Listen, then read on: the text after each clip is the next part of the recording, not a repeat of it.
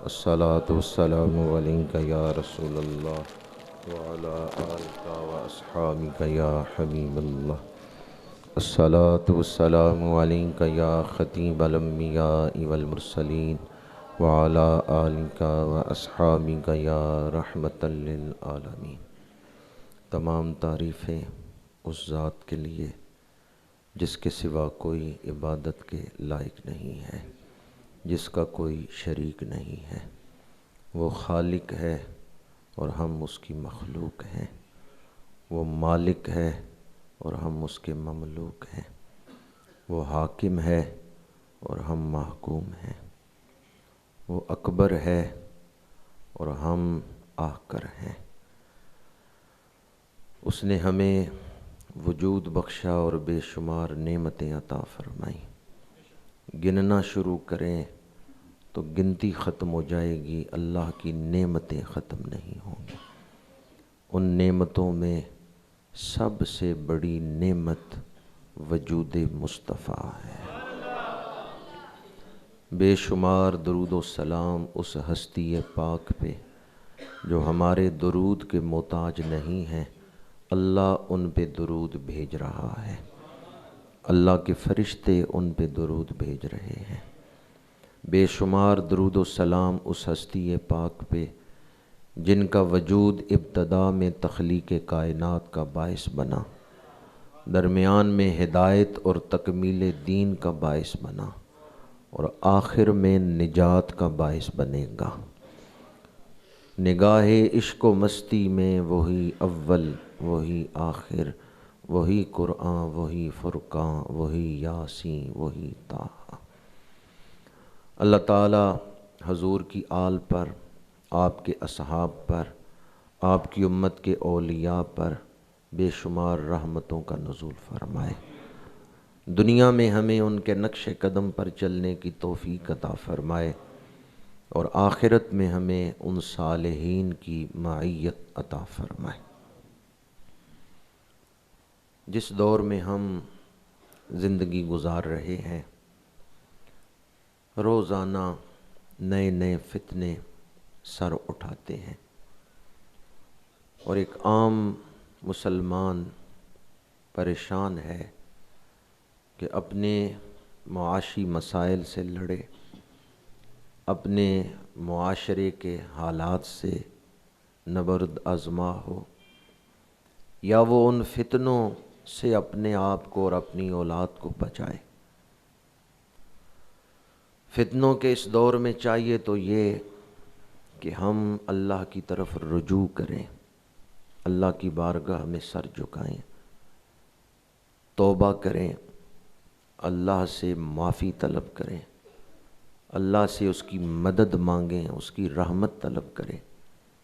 ہمارے لیے مشکلات ہیں لیکن اللہ کے سامنے کوئی چیز مشکل نہیں۔ تو جب فتنے سر اٹھا رہے ہیں تو ہم کیوں نہ اللہ کی بارگاہ میں جھکیں، کیوں نہ ہم نے اس سے مدد مانگی۔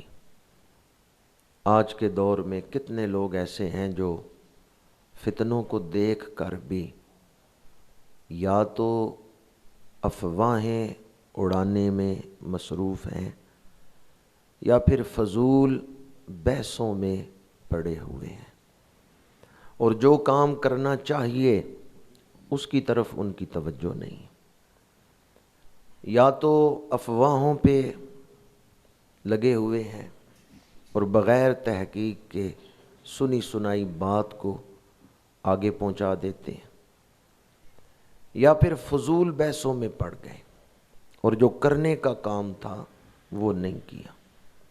یہی شیطان چاہتا ہے کہ انسان کو اس کی منزل سے بھٹکا دے۔ جو اصل مقصد ہے اس کا، انسان کی تخلیق کا، شیطان یہ چاہتا ہے کہ انسان اس کو چھوڑ دے، اس سے غافل ہو جائے۔ اصل مقصد تو اللہ کی بندگی اختیار کرنا، اللہ کی بارگاہ میں سر جھکانا اور اس کے احکامات کے مطابق زندگی کو بسر کرنا۔ اس وقت تقریباً 84 ممالک تک کرونا وائرس پہنچ چکا، اور بعض ممالک میں تو افراتفری کی حالت بھی ہے، بالخصوص چائنا میں، ایران میں۔ ہمیں چاہیے تو یہ کہ ہم اللہ کی بارگاہ میں توبہ کریں، لیکن ہم ان بحثوں میں الجھے ہوئے ہیں، بلکہ سرکشی کی حالت دیکھیں کہ ہم اس بات پر زور دے رہے ہیں میرا جسم میری مرضی۔ جو معافی مانگنے کا وقت ہے اس میں بھی ہم گناہ کرنے پہ تلے ہوئے، اللہ کے حکموں کو چیلنج کرنے پہ تلے ہوئے، اللہ کے احکامات کو مان کر تسلیم کر کے اگر کوئی عمل نہ کرے تو وہ گناہ گار ہے۔ لیکن وہ کتنے برے لوگ ہیں جو اس کے حکم کو ہی چیلنج کریں کہ نہیں جی کسی کی مرضی نہیں چلے گی، میرا جسم میری مرضی۔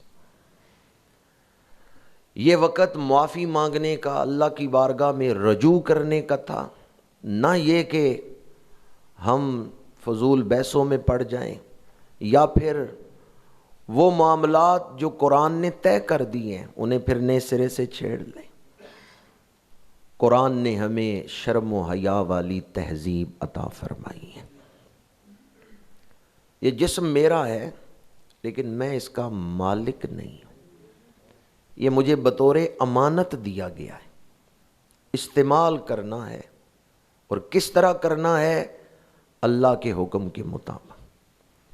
اگر میں اس جسم کا مالک ہوتا تو پھر میں خودکشی کر سکتا، خودکشی جائز ہوتی، لیکن آپ سب جانتے ہیں کہ اسلام میں خودکشی حرام ہے۔ میں خود اپنے جسم کو ختم نہیں کر سکتا، ذبح نہیں کر سکتا، تو یہ اس بات کی دلیل ہے کہ میں مالک نہیں ہوں جسم کا۔ اگر مالک ہوتا تو خودکشی جائز ہوتی۔ مجھے آنکھیں دی گئی ہیں لیکن میں نے آنکھیں استعمال کرنی ہیں اللہ کی مرضی کے مطابق۔ کان میرے خادم بنائے گئے ہیں لیکن میں نے ان سے کام لینا ہے اللہ کی مرضی کے مطابق۔ جب ہم اس کی مرضی کو پیش نظر رکھیں گے تو دو جہانوں کی کامیابی کے حقدار ٹھہریں گے، اور اگر ہم اللہ کی مرضی کی پرواہ ہی نہ کریں اور کہیں کہ میرا جسم میری مرضی، مجھے حضور حیدر کرار شیر خدا کا یہ فرمان یاد آ رہا ہے۔ میں یہ سمجھتا ہوں کہ صدیوں پہلے حضور حیدر کرار نے فیصلہ سنا دیا ہے۔ آپ فرماتے ہیں تو اس دنیا میں آیا ہے تو اپنی مرضی سے آیا ہے۔ آپ کا کیا خیال ہے؟ آپ اپنی مرضی سے آئے ہیں؟ اس کا مطلب یہ ہے کہ مرد یا عورت یہ کس نے بنایا ہے؟ آپ مرد ہیں تو یہ فیصلہ کس کا تھا؟ یہ اللہ کا فیصلہ۔ اور جو عورتیں پیدا ہوئی ہیں ان کو عورت کس نے بنایا ہے؟ تو اپنی مرضی سے مرد نہیں بن سکی، تو کیسے کہتی ہے کہ میرا جسم میری مرضی؟ تیرا جسم جو بنا ہے یہ تو کسی اور کی مرضی سے بنا ہے۔ حضور حیدر کرار فرماتے ہیں ہم اللہ کی مرضی سے دنیا میں آئے۔ امیر کے گھر پیدا کر رہے ہیں یا غریب کے گھر، یہ کس کی مرضی ہے؟ ہمارے لیے ہمارے والدین کس نے منتخب کیے؟ یعنی قوم، برادری، کہ یہ جٹ برادری میں ہوگا، یہ ملک برادری میں ہوگا، یہ بٹ برادری میں ہوگا، یہ ہمارے لیے برادری والدین کس نے منتخب کیے؟ ملک کس نے منتخب کیا کہ فلاں آدمی فلاں ملک میں پیدا ہوگا؟ اگر اللہ تعالیٰ آپ سے پوچھتا کہ آپ کو کسی گاؤں میں پیدا کریں، شہر میں، امریکہ میں یا پاکستان میں، تو کیا خیال ہے کوئی غریب ملک میں پیدا ہونا پسند کرتا؟ ہمارے لیے ملک منتخب کیا تو اللہ نے، وہاں اللہ کی مرضی، ہماری مرضی نہیں چلی۔ ذات قوم میں بھی اللہ کی مرضی، ہماری مرضی نہیں چلی۔ رنگ میں بھی اللہ کی مرضی، یہ گورا ہوگا یہ کالا ہوگا۔ زبان کون سی بولنی ہے یہ بھی اللہ کی مرضی۔ حضور حیدر کرار فرماتے ہیں اور سالم الاعضاء ہوگا، یعنی کوئی بیماری نہیں ہوگی، سارے اعضاء ٹھیک ہوں گے، یا بیمار ہوگا، کوئی عضو ہی نہیں ہوگا. مثلا کئی بچے پیدا ہوتے ہیں نابینے ہوتے ہیں، کئی ہوتے ہیں کوئی عضو نہیں کام کر رہا، ہاتھ نہیں کام کر رہا، پیر نہیں کام کر رہے. یہ فیصلہ کس نے کیا؟ یہ کس کی مرضی تھی؟ سن کس نے منتخب کیا کہ یہ اس وقت پیدا ہوگا جب میرا محبوب مکے میں ہوگا، اور یہ 1400 سال بعد پیدا ہوگا؟ یہ وقت کس نے منتخب کیا؟ ہماری پیدائش کے لیے جو زمانہ ہے، یہ زمانہ کس کی مرضی سے ہے؟ اللہ کی مرضی سے. حضور حیدر کرار فرماتے ہیں تم دنیا میں آئے ہو تو اپنی مرضی سے نہیں، اللہ کی مرضی سے. پھر فرماتے ہیں واپسی ہوگی تو کیا اپنی مرضی سے ہوگی؟ انسان مرنا نہیں چاہتا، انسان دنیا میں رہنا چاہتا ہے.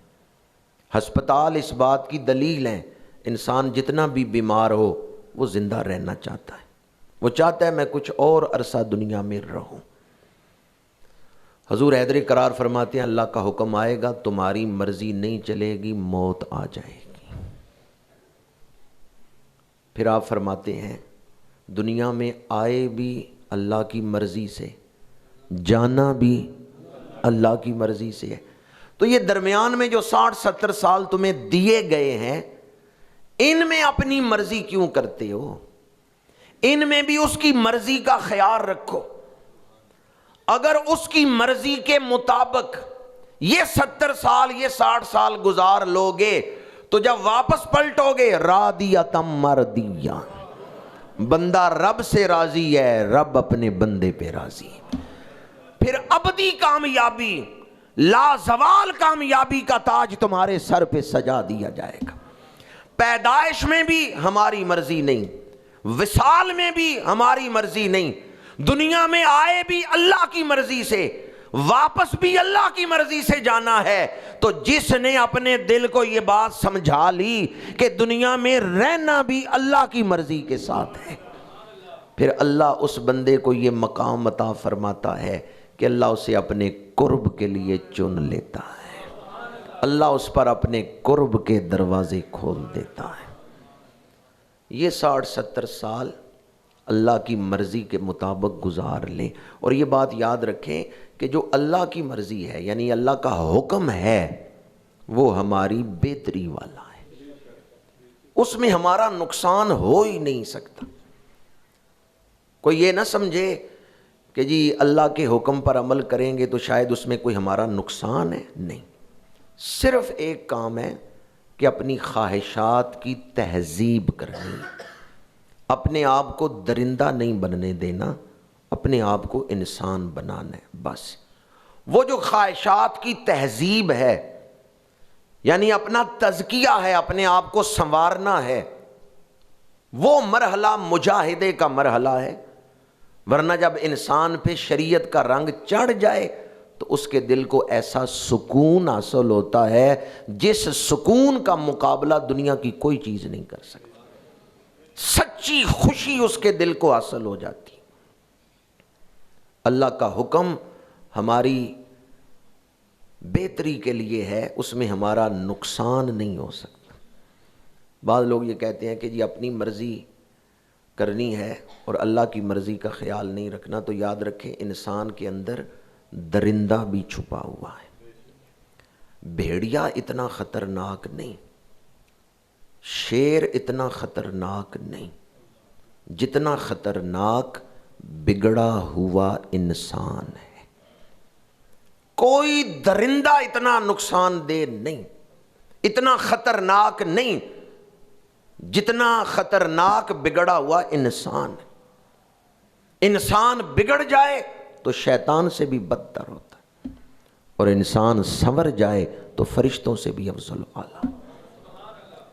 جو لوگ معاشرے کو بگاڑ کی طرف لے کے جا رہے ہیں، میں حکومت کے جو ذمہ دار ہیں ان کی خدمت میں گزارش کروں گا قصور کے واقعہ کو بھی یاد رکھیں کہ قصور میں کم سن بچیوں کے ساتھ جو ظلم ہوا تھا، بگڑے ہوئے لوگ ہی تھے، وہ درندہ صفت لوگ ہی تھے. اور یہاں وزیر آباد میں بھی واقعہ ہوا تھا، آج سے 30-35 سال پہلے کی بات ہے کہ ایک شخص نے قبر کھود کے عورت کو نکال کے میت کو نکال کے، عورت کی میت کو قبر سے نکال کے اس کے ساتھ منہ کالا کیا تھا۔ یہ وزیر آباد کا واقعہ، غالباً جنرل ضیاء الحق صاحب کی حکومت تھی اس وقت۔ انسان کتنا بڑا درندہ ہے، جو آج یہ آواز بلند کر رہی ہے میرا جسم میری مرضی، اس میں سوائے بے حیائی کی اور کچھ نہیں۔ اس نعرے کے اندر معاشرہ حیا کی وجہ سے امن و سکون کے ساتھ رہ سکتا ہے، اور اگر معاشرے سے حیا ختم ہو جائے تو انسان درندوں سے بھی بدتر، پھر یہ کوئی رشتوں کا لحاظ بھی نہیں کرے گا۔ جن لوگوں نے یہ نعرہ بلند کیا میرا جسم میری مرضی، انہوں نے عورت کو صرف ایک جسم ہی بنا دیا۔ عورت تو بڑے مقدس رشتے رکھتی ہے، عورت ماں بھی ہے، عورت بہن بھی ہے، عورت بیٹی بھی ہے، یہ نانیاں دادیاں سب عورتیں ہی تو تھیں۔ تم نے یہ نعرہ لگا کے کہ میرا جسم میری مرضی، عورت کو صرف ایک جسم بنا دی ہے، اور عورت کے اندر جو عظمت والے پہلو ہیں یا جو اس کے مراتب ہیں، اس کے درجات ہیں، اس میں جو مقدس رشتے ہیں، ان سب کی نفی کر دی ہے اور عورت کو صرف ایک کھلونا بنا کے پیش کیا ہے۔ نعرہ یہ ہے کہ ہم عورت کے حقوق کی بات کر رہے ہیں، جبکہ یہی نعرہ عورت کے حق میں ظلم ہے۔ میرا جسم میری مرضی، عورت صرف ایک کھلونا ہی تو نہیں، عورت صرف ایک جسم ہی تو نہیں، عورت تو بڑے مقدس رشتے رکھتی۔ کیا کوئی ماں اپنے بیٹے کو یہ کہہ سکتی ہے میرا جسم میری مرضی؟ ذرا ایک لمحے کے لیے تصور تو کریں، اگر آپ اپنی بہن کو نصیحت کریں اور بہن آگے سے کہے میرا جسم میری مرضی، تو گھر کا ماحول کیسا ہو جائے گا؟ اگر باپ اپنی بیٹی کو نصیحت کرے شرم و حیا اپناؤ، آگے سے بیٹی یہ کہہ دے میرا جسم میری مرضی، تو گھر کا ماحول کیسا بنے گا؟ باپ کے دل پہ آریاں چلیں گی کہ جس اولاد کے لیے میں نے اتنی مشقت برداشت کی، جس اولاد کے لیے میں اتنے مرنے مرتا رہا، اتنے مسائب برداشت کیے، اتنی محنت کی، آج وہ اولاد مجھے کہہ رہی ہے میرا جسم میری مرضی۔ یہ نعرہ معاشرے کو ابتری میں مبتلا کر دے گا، رشتوں کو توڑ دے گا، ان کے تقدس کو ختم کر دے گا۔ میرا جسم میری مرضی، خدا را ہوش کے ناخن لے۔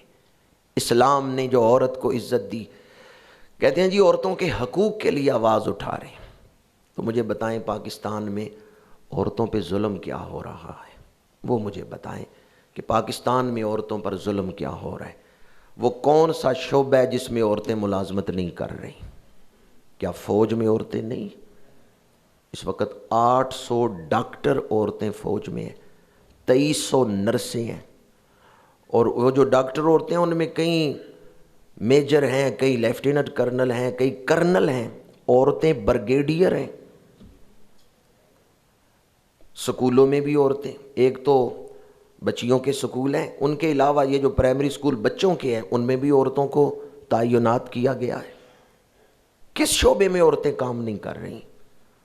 عورتوں پر کون سے دروازے ملازمت کے بند ہیں پاکستان کے اندر؟ کالجوں میں یونیورسٹیوں میں جا رہی ہیں، اور کون سے حقوق تم لینا چاہتی ہو؟ ان میں جواز یا عدم جواز، اس بحث کو میں نہیں چھیڑ رہا کہ اس کی شرعی نوعیت کیا ہے یا اس میں حدود و قیود کیا ہے، اس کو بھی نہیں چھیڑ رہا۔ میں تو یہ کہہ رہا ہوں پاکستان کا جو تشخص دنیا کے سامنے تم پیش کر رہی ہو وہ یہ کہ پاکستان میں عورت پہ ظلم ہو رہا ہے۔ نہیں، پاکستان میں پاکستانی مرد عورت کا اتنا احترام کرتا ہے، بس بھری ہوئی ہو، کوئی بوڑھی ماں بس میں آ جائے ہم اپنی سیٹ اس کے لیے چھوڑ دیتے ہیں، کہیں لمبی لائن لگی ہوئی ہو عورتیں آ جائیں ہم پہلے ان کو موقع دیتے ہیں۔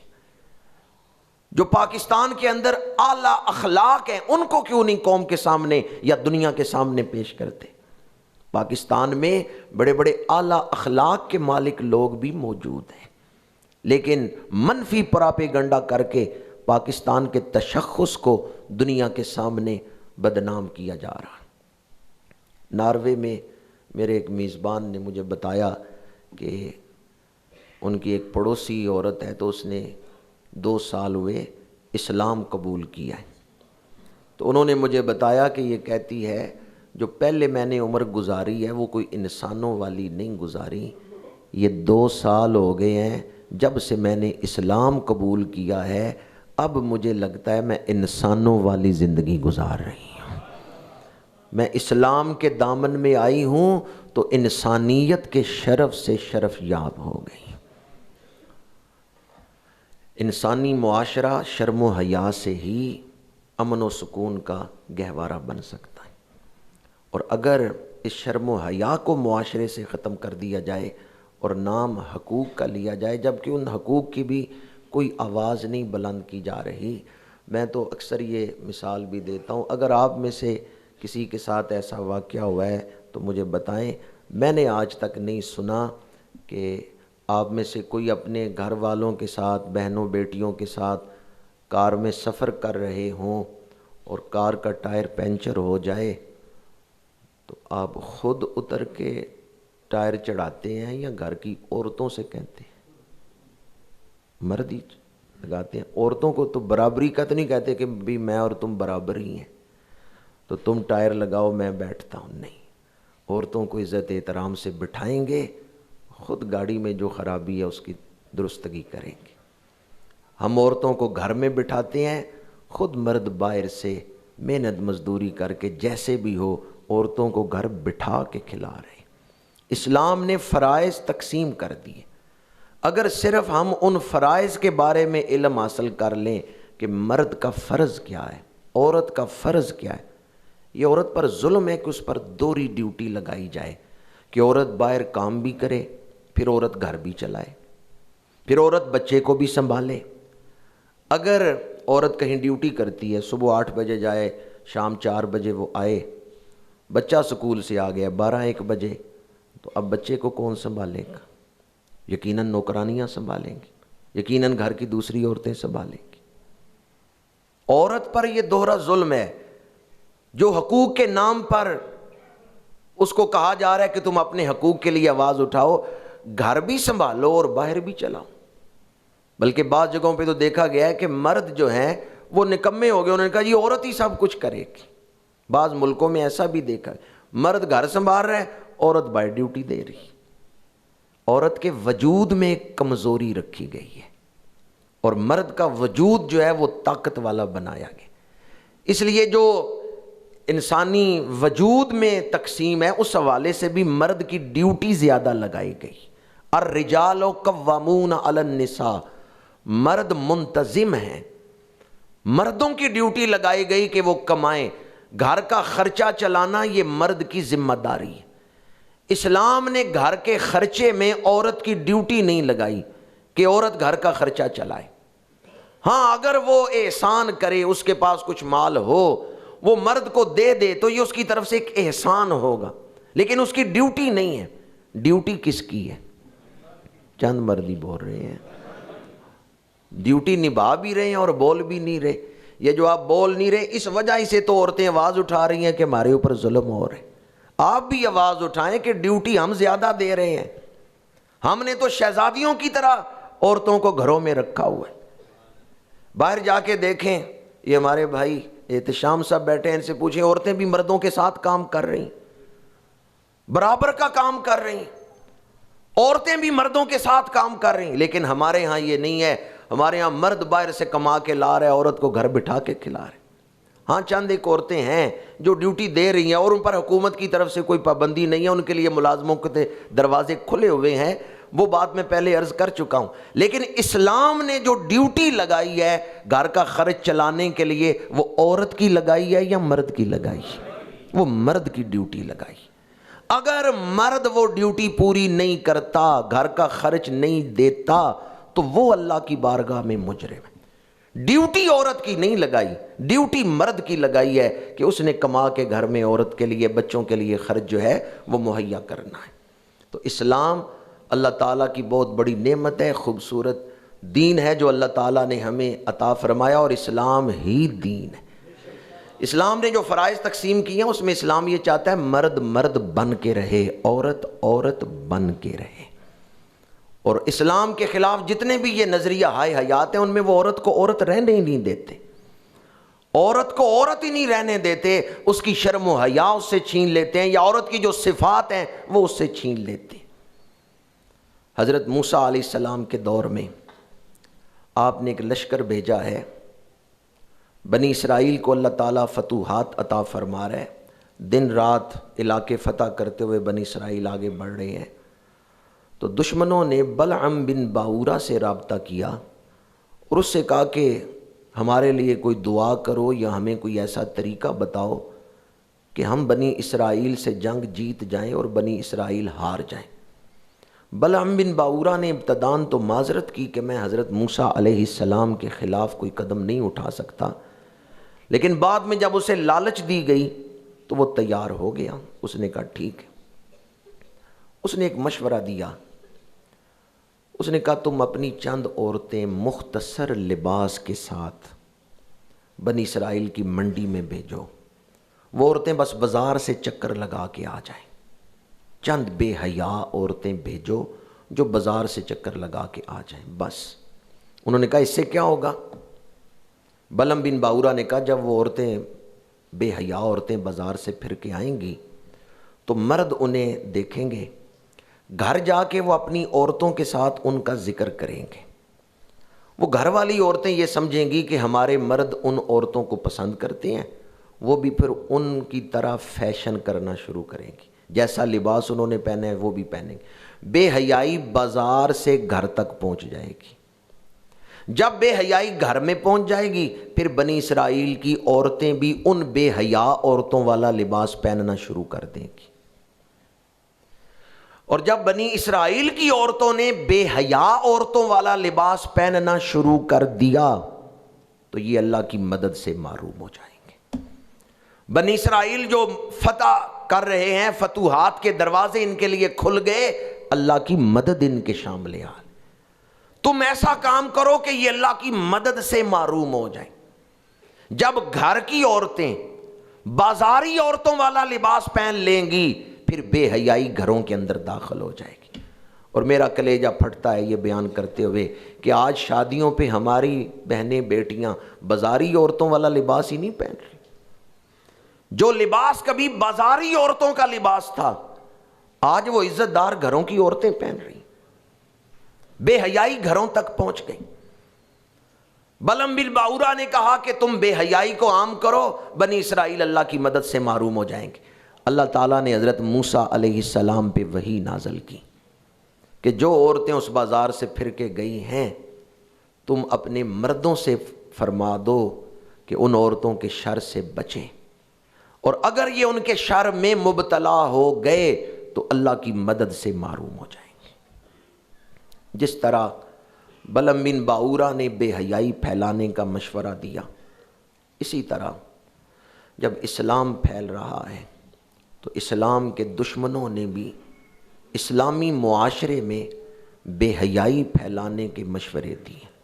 ان کا بے حیائی پھیلاؤ، قوم مقصد بھول جائے گی۔ بے حیا قوم کو یاد نہیں رہتا کہ ہماری ڈیوٹی کیا ہے، ہمارا فرض کیا ہے، ہمارا مقصد کیا ہے۔ قرآن کہتا ہے ان الذین یحبون ان تشیع الفاحشۃ فی الذین آمنوا لہم عذاب علیم۔ وہ جو مسلمانوں میں بے حیائی پھیلانا چاہتے ہیں ان کے لیے دردناک عذاب ہے، فی الدنیا والآخرہ، دنیا میں بھی ان کے لیے عذاب ہے، آخرت میں بھی ان کے لیے عذاب۔ وہ جو مسلم معاشرے میں، وہ جو اہل ایمان میں بے حیائی پھیلانا چاہتے ہیں ان کے لیے دردناک عذاب ہے، دنیا میں بھی اور آخرت میں بھی۔ ایمان انسان کو روز حساب میں لا کھڑا کرتا ہے۔ جب ایمان ہے کہ میں نے آخرت میں حساب دینا ہے تو پھر انسان کا قدم بہک کیسے سکتا ہے، پھر انسان برائی کی طرف کیسے قدم اٹھا سکتا ہے؟ حیا ایمان کی وجہ سے، جب دل میں ایمان مضبوط ہوگا کردار میں حیا ہوگی، اور اگر دل ایمان سے محروم ہو جائے تو پھر کردار بھی حیا سے محروم ہو جائے گا۔ آج ہم اپنی بیٹیوں کے نام بڑی محبت سے اور عقیدت سے رکھتے ہیں، نور فاطمہ، کنیز فاطمہ، لیکن ہم ان کو بتاتے نہیں کہ بی بی پاک کون تھی۔ وصال سے پہلے حضرت اسماء بنت امیس رضی اللہ تعالی عنہا، آپ سے بی بی پاک نے فرمایا کہ ساری عمر تو میں پردہ کرتی رہی اور اب ڈرتی ہوں کہ وصال کے بعد جب میت اٹھائی جائے تو کہیں ایسا نہ ہو کہ نامحرموں کی نظریں چارپائی پر پڑیں۔ حالانکہ جب عورت کی میت اٹھائی جاتی ہے تو ایک تو وہ میت مکفون ہوتی ہے، دوسرا اس پر چادریں ہوتی ہیں، براہ راست عورت کے بدن تک تو نظر نہیں پہنچتی، لیکن بی بی پاک اس سے بھی گھبرا رہی ہیں اور پریشان ہیں کہ کہیں ان چادروں پہ بھی نظر نہ پڑے۔ حضرت اسماء بنت امیس رضی اللہ تعالی عنہا نے مشورہ دیا کہ میں کچھ عرصہ حبشے رہی ہوں اور میں نے دیکھا ہے کہ وہاں میت اٹھائی جاتی تو کھجور کی شاخیں کاٹ کے اوپر اس طرح رکھ دیتے کہ نظر شاخوں تک پہنچتی تھی، میت تک نہیں پہنچتی۔ جب یہ مشورہ دیا تو بی بی پاک مسکرائیں۔ شارحین لکھتے ہیں کہ بی بی پاک کا یہ مسکرانا اس وجہ سے تھا کیونکہ دین پر عمل کر کے آپ کا دل خوش ہوتا تھا، شرم و حیا اپنا کے آپ کا دل خوش ہوتا تھا۔ آپ پہلے فکر مند تھیں، چہرے پہ حزن تھا، پریشانی تھی، تو کس وجہ سے کہ کہیں کوئی چارپائی کو نہ دیکھے، ان چادروں کو نہ دیکھے جب میت کو اٹھایا جائے۔ لیکن جب یہ مشورہ دیا گیا کہ کھجور کی شاخیں کاٹ کے میت کے اوپر رکھی جائیں تو ان سے میت نظر نہیں آتی، بی بی پاک مسکرائیں۔ یہ خوشی کس بات کی تھی؟ جس کے دل میں ایمان کامل ہے وہ دین پر عمل کر کے خوش ہوتا ہے، اور اگر کسی کو شرعی حکم سنایا جائے کہ اسلام یہ حکم دیتا ہے، وہ دل میں گھٹن محسوس کرے کہ یہ تو بڑا مشکل حکم ہے، تو پھر ایمان کامل نہیں، پھر تربیت کی ضرورت، پھر نقص ہے کہیں، پھر ایمان کمزور ہے۔ دین کا حکم سنایا جائے، طبیعت میں گھٹن آ جائے، ایمان کامل نہیں۔ دین کا حکم سنایا جائے، دل خوش ہو جائے، عمل کا جذبہ ہو، ایمان کامل۔ ابتداً خواتین مسجد میں آتی تھی نماز پڑھنے کے لیے، ابتدائی دور میں جب پردے کے احکامات نازل ہوئے، فجر کی نماز کے بعد میرے آقا کریم نے وہ آیات سنائیں جن میں عورتوں کے لیے پردے کا حکم تھا۔ تو ابتداً جب عورتیں مسجد میں نماز پڑھنے کے لیے آتی ہیں تو اوڑھنی لے کے بھی، جسے آپ سکاف کہہ سکتے ہیں، اوڑھنی لے کے یعنی سر ڈھانپ کے آ گئی، بڑی چادر نہیں لی۔ جب فجر کی نماز کے بعد حضور نے پردے کی آیات سنائیں تو کچھ صحابیات تو پہلے ہی چادریں لے کے آئی ہوئی تھی، پورا بدن ڈھانپ کے آئی ہوئی تھی۔ کچھ صحابیات تھیں جو اوڑھنی لے کے آئی ہوئی تھی، سر ڈھانپا ہوا تھا، باقی عام لباس پہنا ہوا تھا۔ تو وہ جو صرف اوڑھنی لے کے آئی تھیں انہوں نے قدم نہیں اٹھایا جہاں بیٹھ کے انہوں نے حضور کا حکم سنا ہے نا، قرآن کی آیتیں سنی ہیں، وہاں سے قدم نہیں اٹھایا۔ دوسری عورتوں سے کہا ہمارے گھروں میں جاؤ، چادریں لے کے آؤ، ہم اللہ اور اس کے رسول کا حکم سن کے ایک قدم بھی حکم عدولی میں نہیں اٹھائیں گے۔ حالانکہ ہو سکتا تھا کہ گھر جا کے چادریں لے لیں گے، اب تو آ گئی ہیں، آئندہ چادریں لے کے آئیں گی، نہیں، انہوں نے کہا ہم مسجد میں ہی ٹھہریں گی۔ دوسری عورتوں سے کہا جاؤ چادریں لے کے آؤ، ہم ایک قدم بھی اللہ اور اس کے رسول کا حکم توڑ کے نہیں اٹھائیں گی۔ انہوں نے سنا اور عمل کیا۔ آج ہمارے ہاں کیا ہے، سنتے ہیں لیکن عمل کا جذبہ نہیں پیدا ہوتا۔ اللہ تعالیٰ اس دور کے فتنوں سے ہمیں محفوظ رکھے، شریعت مطہرہ پر عمل کرنے کی توفیق عطا فرمائے۔ دوبارہ عرض کر رہا ہوں، فتنوں کے اس دور میں چاہیے تو یہ کہ اللہ کی بارگاہ کی طرف رجوع کر کے اللہ تعالیٰ سے معافی کا سوال کریں، اللہ تعالیٰ سے مدد مانگیں، لیکن ہم بجائے اس کے کہ اللہ تعالیٰ سے مدد مانگیں، ہم فضول بحثوں میں پڑ گئے اور ایسے کام کرنے کا ارادہ کر رہے ہیں جو عذاب الہی کو دعوت دیتے ہیں۔ چاہیے تو یہ وہ کام کریں جن سے رحمت الہیہ متوجہ ہو، اللہ کی رحمت حاصل ہو، لیکن ہم وہ کام کر رہے ہیں جو عذاب الہی کا حقدار بنا دیتے ہیں۔ یہ وقت توبہ کا وقت ہے، یہ اللہ سے خیر مانگنے کا وقت ہے، اور اگر کسی کی شرم و حیا کا واسطہ دے کے دعا مانگی جائے، اللہ دعا قبول فرما لیتا. حضرت فاروق اعظم رضی اللہ تعالیٰ عنہ کے دور میں آپ نے ایک لشکر بھیجا جہاد کے لیے. جوان صحابی گھر آئے, ماں سے کہا کہ میں جہاد پہ جا رہا ہوں. ماں نے ایک پوٹلی دی اور کہا اس کو کھول کے نہیں دیکھنا, اگر کوئی مشکل وقت آیا جنگ کے دوران تو اس کو وسیلہ بنا کے دعا کرنا. وہ صحابی اس پوٹلی کو ساتھ لے گئے, اس گٹھڑی کو ساتھ لے گئے. جنگ میں ایک ایسا موقع آیا جب صحابہ کے قدم اکھڑ رہے ہیں. اس نوجوان صحابی کو اپنی والدہ کی نصیحت یاد آ گئی. انہوں نے وہ پوٹلی لی اور اس کو وسیلہ بنا کے دعا مانگی, پروردگار ہمیں فتح عطا فرما. اللہ نے جنگ کا پانسا پلٹ دیا. سارے صحابہ بڑے خوش ہوئے اور اس سے کہا کہ اس پوٹلی میں کیا ہے, یہ تو کھول کے دکھاؤ. اس نے کہا میری ماں نے منع کیا تھا کہ اس کو کھول کے نہیں دیکھنا. صحابہ واپس آئے مدینہ منورہ. اس صحابیہ سے پوچھا, بیٹے نے ماں سے پوچھا کہ اس پوٹلی میں کیا ہے, کیا کھولنے کی اجازت ہے کہ میں کھول کے دیکھوں؟ اس کا تجربہ تو ہم نے کر لیا کہ اس کو وسیلہ بنا کے دعا مانگی, اللہ نے دعا قبول کر لی. اس صحابیہ نے کہا اس میں اور کوئی چیز نہیں, میرے بال ہیں. میں جب بھی کنگھی کرتی تھی بالوں کو پھینکتی نہیں تھی, جمع کرتی رہتی تھی. میں نے تمہیں یہ پوٹلی دے کے بھیجی تو اس کا مطلب یہ تھا کہ تم اس پوٹلی کو وسیلہ بنا کے دعا کرنا, یعنی میری شرم و حیا کا واسطہ دے کے دعا کر. ایک بیٹا اپنی ماں کی شرم و حیا کو وسیلہ بنا کے دعا کرے, اللہ اسے دشمن پہ فتح عطا کر دیتا ہے. اور میں نے شاید پچھلے جمعے یا اس سے پہلے عرض کیا تھا کہ حضرت خواجہ باقی باللہ رحمۃ اللہ تعالیٰ علیہ فرماتے ہیں, میں تہجد کے لیے اٹھتا تو کیا دیکھتا, میری والدہ مجھ سے پہلے مصلی پہ بیٹھی ہوئی ہیں اور میری والدہ میرے لیے دعا کر رہی ہیں کہ پروردگار میرا بیٹا تیری بارگاہ میں تیرے قرب کے لیے مجاہدہ کر رہا ہے, تو اس کی محنت کو قبول فرما, تو اس پر اپنے قرب کے دروازے کھول دیں. ہماری آئندہ نسل, آئندہ قوم بہنوں بیٹیوں کے رحم و کرم پر ہے.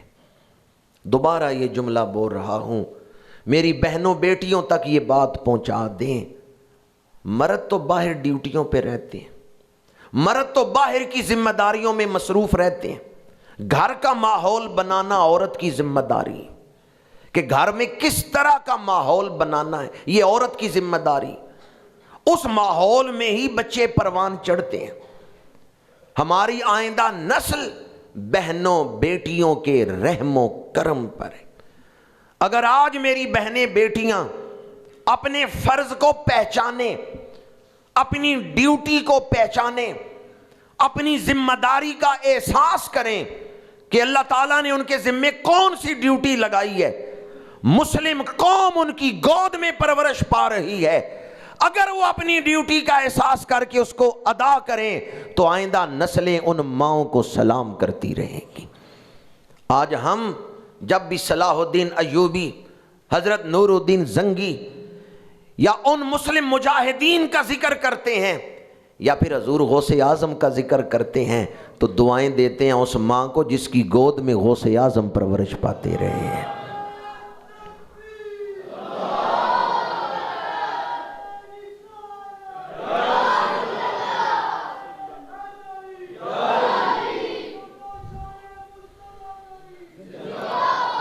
ہزاروں سلام اس ماں کو جس کی گود میں داتا گنج بخش علی حجویری پرورش پاتے رہے. ہزاروں سلام اس ماں کو جس کی گود میں امام بخاری پرورش پاتے رہے. امام بخاری نابینا ہو گئے 4 سال کی عمر میں, والدہ مصلی بچھا کے رو رو کے دعا کرتی ہیں, پروردگار میرے نابینے بیٹے کو نظر عطا فرما. بیٹا نابینا بھی ہو, یتیم بھی ہو, ماں ڈرتی ہے کہیں در در کی ٹھوکریں نہ کھاتا رہے.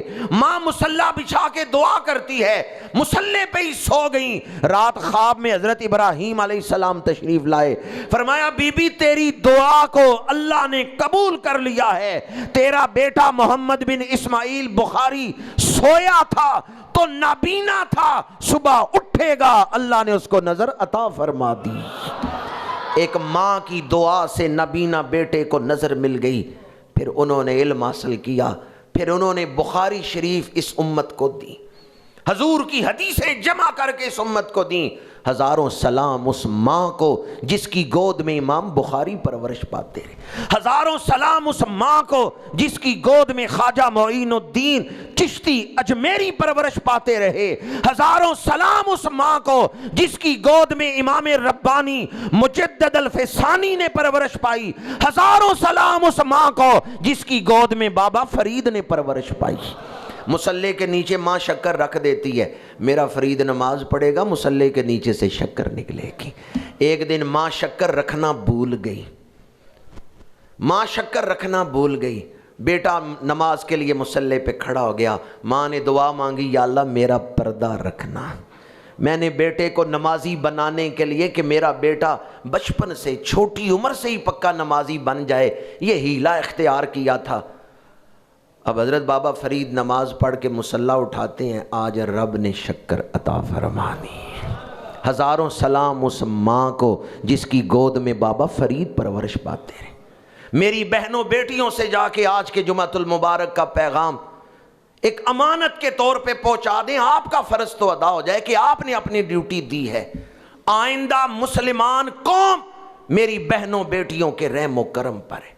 اگر انہوں نے اپنے فرض کا احساس کیا اور مسلمان بچوں کی اچھی تربیت کی تو آنے والی نسلیں ان ماؤں کو سلام کرتی رہیں گی، اور اگر انہوں نے اپنے فرض کو محسوس نہ کیا، ذمہ داری کا احساس نہ کیا، تو پھر اللہ کی بھی مجرم، رسول اللہ کی بھی مجرم، اور اپنی قوم کی بھی مجرم۔ چاہیے تو یہ تھا کہ آج ہماری بہنیں بیٹیاں قرآن ہاتھ میں پکڑ کے عہد کرتی، مارچ تو نکال رہی ہیں فلاں کام کرنا ہے فلاں کام کرنا ہے، ہاتھ اٹھا کے قرآن پکڑ کے عہد کرتی، میرا خاوند جو کما کے لائے گا میں اس میں ہی صبر شکر سے گزارا کروں گی، میرا خاوند جو کما کے لائے گا میں اس کی حفاظت کروں گی، میں اپنے خاوند کی عزت کی حفاظت کروں گی، میں اپنی اولاد کی اچھی تربیت کروں گی، میں شرم و حیا کے ساتھ زندگی گزاروں گی۔ کیا خیال ہے اگر ہماری بہنیں بیٹیاں یہ عہد کریں تو ہر گھر امن و سکون کا گہوارہ نہیں بن جائے گا؟ میرا جسم میری مرضی، یہ نعرہ لگا کے مرد اور عورت میں دوری پیدا کی جا رہی ہے۔ میرے آقا کریم نے فرمایا، جس نے ایک گھر کا امن برباد کیا، میاں بیوی میں غلط فہمی پیدا کی، وہ میری امت کی صفوں میں کھڑا نہ ہو۔ حضور اسے اپنی امت کی صفوں میں نہیں کھڑا کر رہے۔ خدا را ایسے نعروں سے خود بھی بچیں، اپنی اولادوں کو بھی بچائیں جو دشمن کا ایجنڈا ہے۔ پاکستان ایک نظریے پہ بنا تھا یا نظریے کے بغیر صرف ایک خطہ زمین حاصل کرنے کے لیے؟ وہ کون سا نظریہ تھا جس پہ پاکستان بنا؟ پاکستان کا مطلب کیا؟ دستور ریاست کیا ہوگا؟ یہ جو نعرہ ہے میرا جسم میری مرضی، یہ اس بنیاد کے خلاف ہے، یہ اس نظریے کے خلاف ہے جس نظریے پہ پاکستان بنا ہے۔ پاکستان تو نظریہ اسلام پہ بنا ہے، اور اسلام کا نظریہ کیا ہے؟ ہم اپنا جسم اللہ اور اس کے رسول کی مرضی کے مطابق استعمال کریں گے، جو حلال ہے اختیار کریں گے، جو حرام ہے اس سے بچیں گے۔ یہ ہے پاکستان کا مطلب کیا؟ لا الہ الا اللہ۔ دستور ریاست کیا ہوگا؟ محمد الرسول اللہ۔ اور اگر کوئی کہے کہ میرا جسم میری مرضی، وہ اس نظریے کی مخالفت کر رہے۔ میں دوبارہ عرض کروں گا، پاکستان نظریے پہ بنا ہے، اور اس نظریے کی معرفت حاصل کریں۔ وہ نظریہ کون سا نظریہ تھا؟ کہ محمد سے وفا تو نے تو ہم تیرے ہیں، یہ جہاں چیز ہے کیا، لوح و قلم تیرے ہیں، وما علینا الا البلاغ۔